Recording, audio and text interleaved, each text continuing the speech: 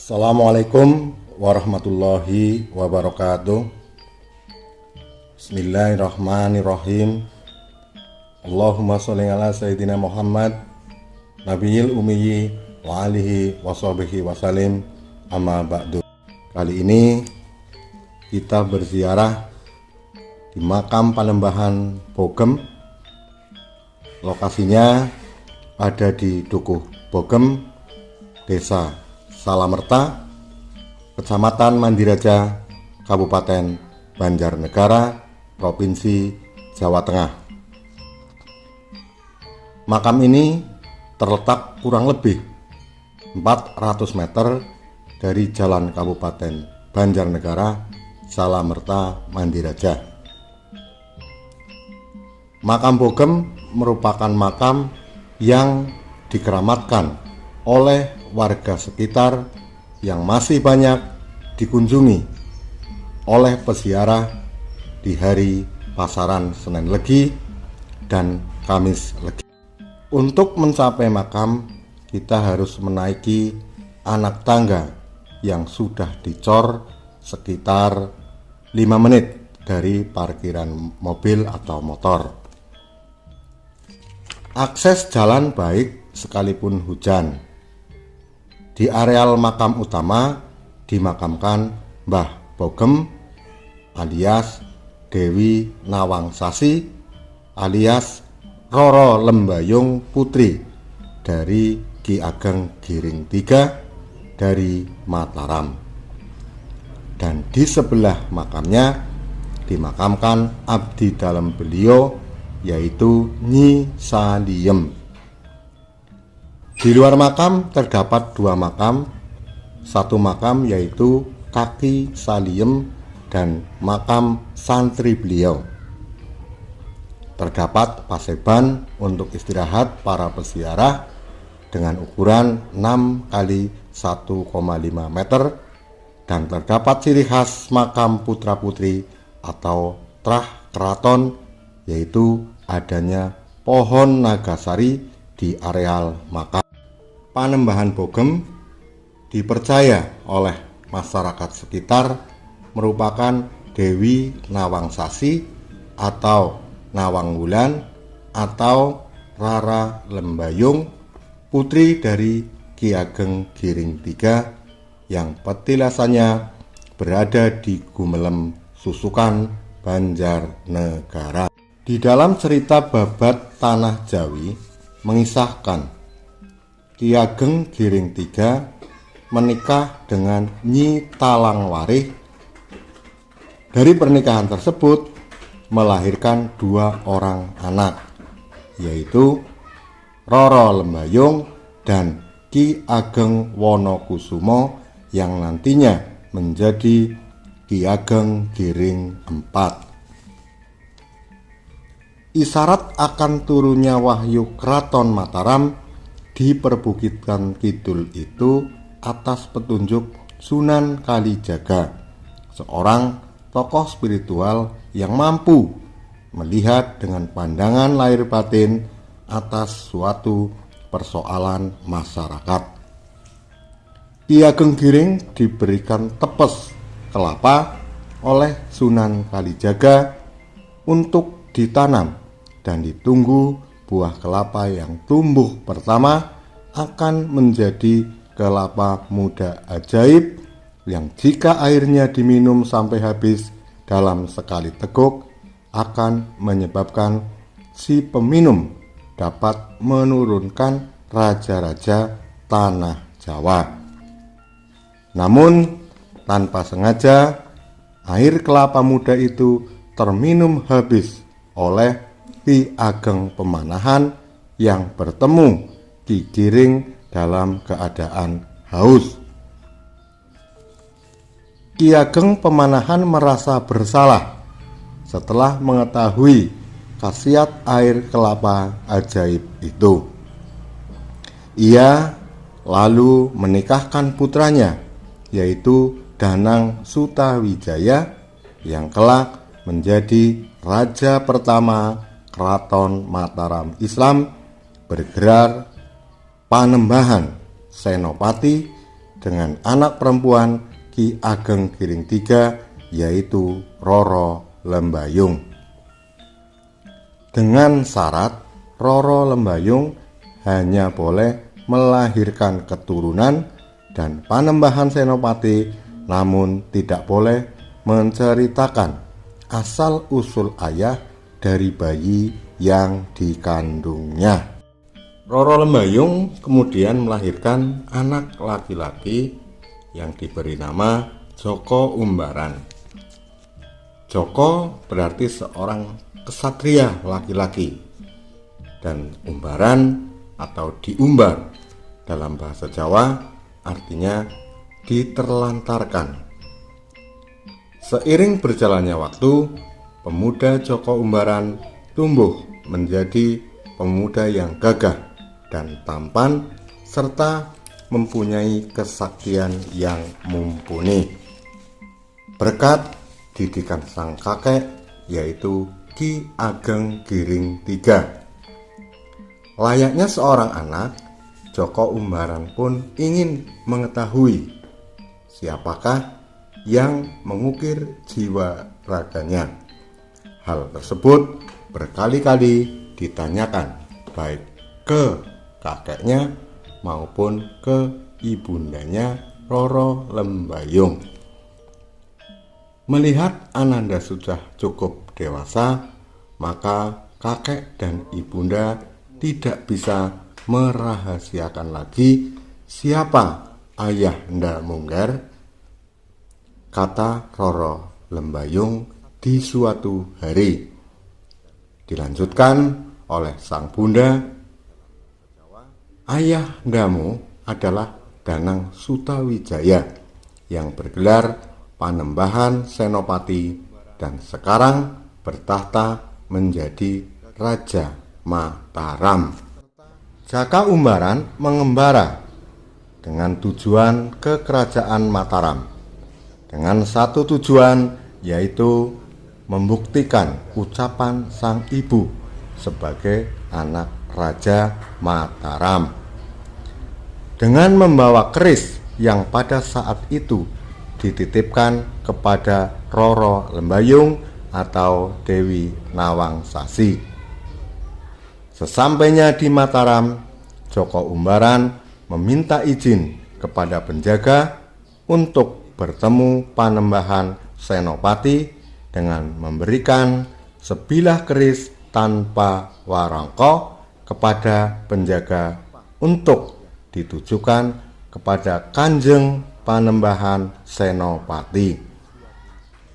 Setelah Panembahan Senopati melihat keris tersebut, Panembahan Senopati sadar dan mempersilahkan penjaga untuk menyampaikan kepada Joko Umbaran untuk masuk menghadap Panembahan Senopati. Joko Umbaran menyampaikan bahwa dirinya merupakan keturunan dari Panembahan Senopati dari Ibu Roro Lembayung dan cucu Ki Ageng Giring III.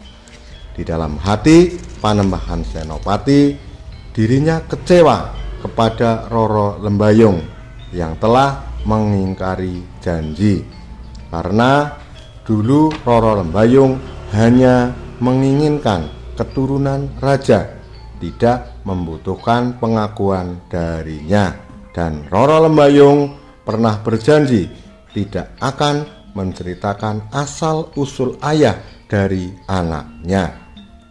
Apabila dia mengingkari, maka dia siap mati.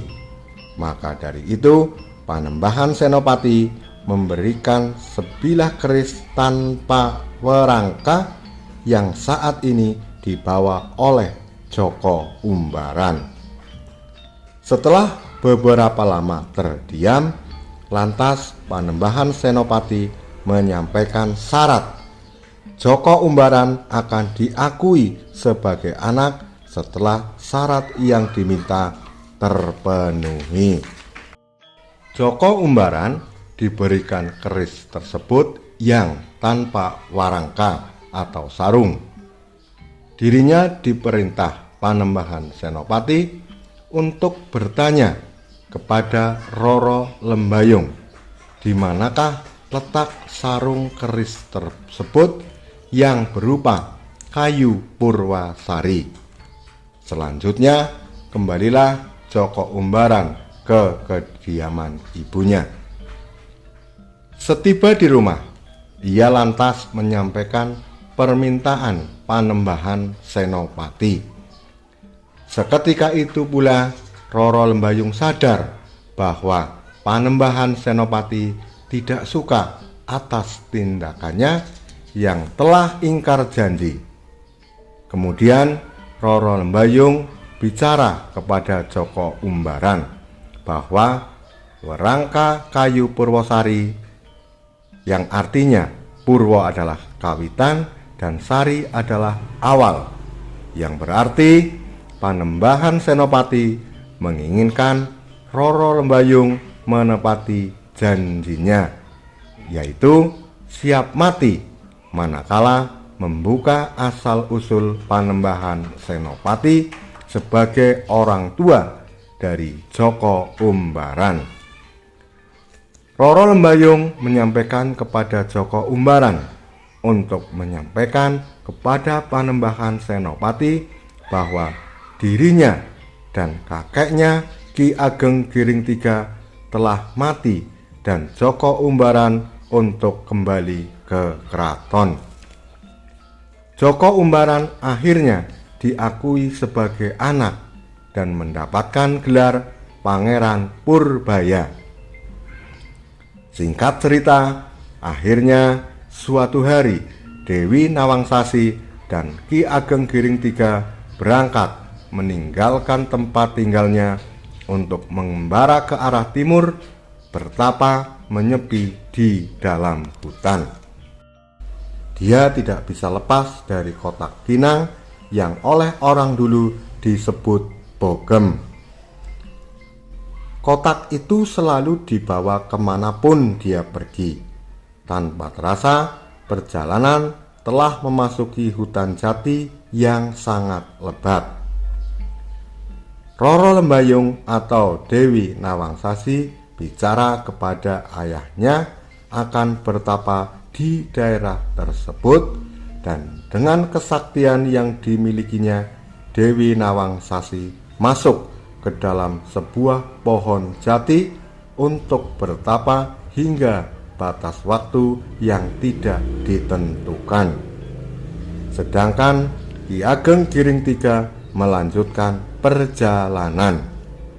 Singkat cerita, puluhan tahun sudah Dewi Nawangsasi bersemedi di dalam sebatang pohon jati, hingga akhirnya ada seorang pencari madu lebah hutan yang sedang mencari madu bernama Kaki Salim. Karena kelelahan, maka pria itu beristirahat dengan bersandar di pohon jati, yang konon cerita besar lingkaran pohon tersebut mencapai 1,5 meter. Terik matahari kala itu sangat menyengat dan udara pun cukup membuat orang kegerahan. Namun secara tiba-tiba cuaca ketika itu berubah menjadi awan mendung dengan diiringi semilir angin yang kian lama kian membesar. Kejadian aneh itu membuat pria pencari madu tertegun dan bingung. Saat pria itu masih tertegun dengan fenomena alam yang berubah secara drastis, tiba-tiba dia dikagetkan dengan adanya sesosok perempuan tua yang keluar dari dalam pohon di mana dirinya sedang bersandar. Perempuan tua itu mengenakan baju kebaya berwarna hijau gadung serta berbalut kain batik bermotif lurik dengan rambut yang sudah memutih. Di tangan kanannya memegang kotak kayu yang sudah cukup usang yang ternyata berisi seperangkat kinang. Setelah Dewi Nawangsari memperkenalkan dirinya, kepada pria pencari madu, akhirnya Dewi Nawangsasi diajak untuk tinggal bersama keluarganya di pinggiran hutan. Karena kemanapun Dewi Nawangsasi pergi, selalu tidak pernah lepas dari kotak kayu berisi perlengkapan menginang yang oleh orang dulu dinamakan bogem, sehingga Dewi Roro Lembayung atau Dewi Nawangsasi dikenal oleh warga desa waktu itu dengan panggilan Nyai Bogem. Pada suatu hari, Dewi Nawangsasi jatuh sakit. Dia memahami jika sudah waktunya untuk berpulang kepada Sang Maha Kuasa, sehingga Dewi Nawangsasi berpamitan dan meninggalkan pesan agar kelak ketika dirinya meninggal agar dimakamkan di dekat pohon jati di mana dia bertemu pertama kali dengan Kaki Salim. Ada sebuah cerita apabila datang ke makam Nyai Bogem dilarang memakai baju berwarna hijau, terlebih hijau pupus, dan juga mengenakan kain batik bermotif lurik. Ini sangat tidak disenangi Nyai Bogem atau Dewi Nawangsasi karena telah menyamai baju dan kain yang dipakai Dewi Nawangsasi. Demikian sedikit sejarah dan cerita tentang Nyai Bogem atau Roro Lembayung atau Dewi Nawangsasi. Segala sumber didapat dari juru kunci dan cerita masyarakat sekitar serta referensi dari sumber babat tanah Jawi. Kurang dan lebihnya mohon maaf yang sebesar-besarnya. Assalamualaikum warahmatullahi wabarakatuh.